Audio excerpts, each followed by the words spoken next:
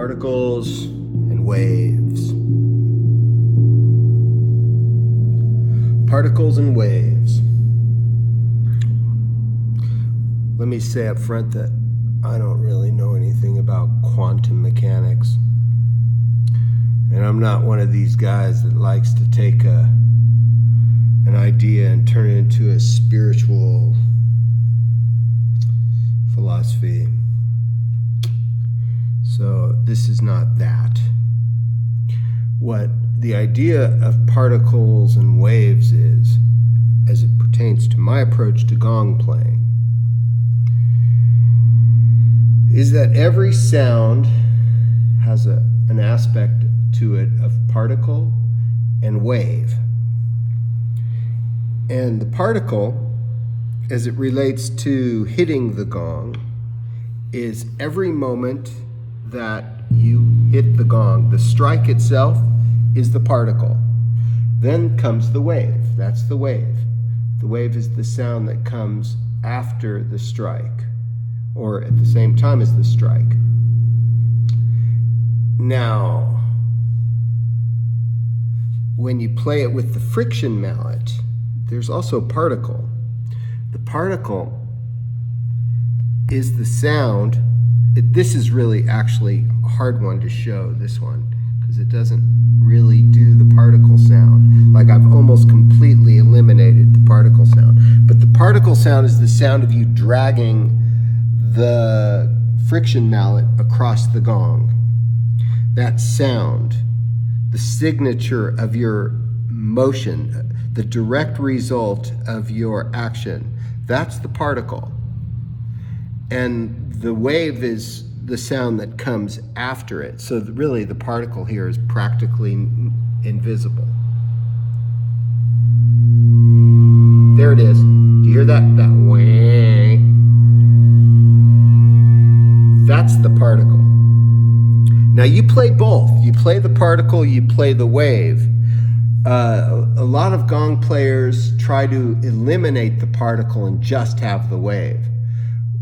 Which for me is, well, I like to actually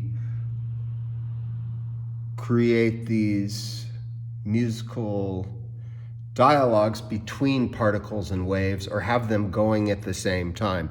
That's very, very fascinating to me.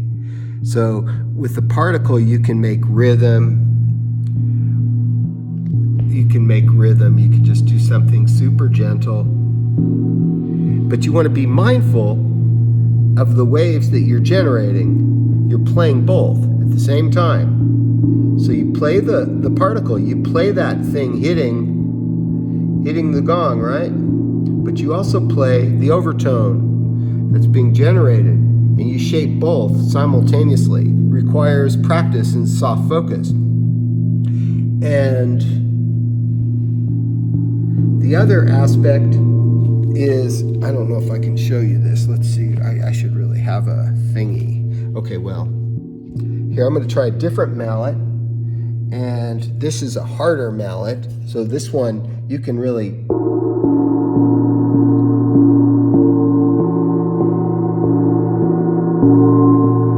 so I like to make these signature sounds, which is like a single hit, and the strike itself is like an exclamation point. So if you have waves that are building on each other and building on each other, I like to place a signature single strike on top of a wave.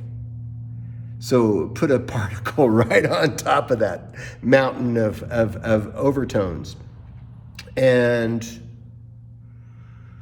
also, there's a way to play a single particle when you have a combination of waves and particles going on. You can create a single particle like on the side of the gong. I can't show you this very well. Here, let's show you here. So like right on the side, the lip, you could do that. But if you're playing it at the same time, that strike creates this long wave, which is full of particles, breaking up particles, almost like a big bang or like a lightning strike. And it disperses outward and diffuses and becomes soft and dissolves into the the existing wave. So thinking about playing in terms of particles and waves is quite valuable for me. And it's important because of two things that I can think of right now. One is that you play music with the particles. You don't ignore them. When I first started, I ignored the particles, and then when I first heard my recordings, it was embarrassing because an unconscious particle is a horrible sound. It's percussive without intention. It's like so much of this world, actually, that's noise. And it's up to a listener to turn it into music. You can turn any noise into music, so I'm not creating a morality here. But as an artist, I don't want to create noise, right? I want to bring awareness and love into every sound that I generate. So the strike, if thinking of it in terms of particles and their relationship with the wave, I am able to turn the strike into musical statements, rhythmic, singular strike, this whole lightning thing as I described. And then in terms of being aware of the wave, man, that's an endless frontier of exploration. It's, for one thing, it makes you stop playing a lot, stop acting, stop doing, and just listening. And in the act of just listening, you hear the whole wave. And then you can play another wave. And then you create textures of waves, like a Rothko painting, where you have like one color and then you put another color lightly on top of it or next to it.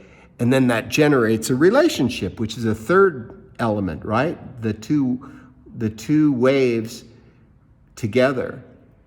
And sometimes they create overtones, sometimes they just blend, which is something else you can play with, the relationship between blending and crashing into each other and creating babies, right?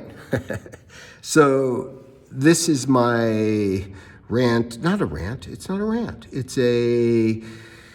what is it? It's me just jamming on the idea of waves and particles. So I'm curious what you think about this. Bye-bye.